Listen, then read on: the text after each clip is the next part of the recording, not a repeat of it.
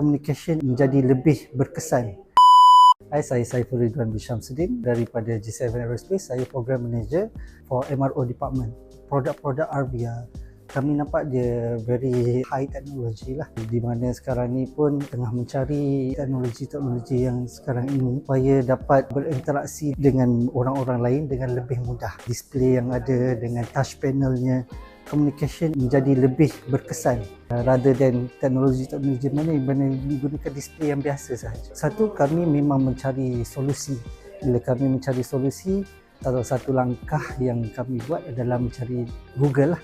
Dan Google, and fortunately kami jumpa satu produk, dan that lead us to Arvia Isra website. Apa itu Smart Meeting Room?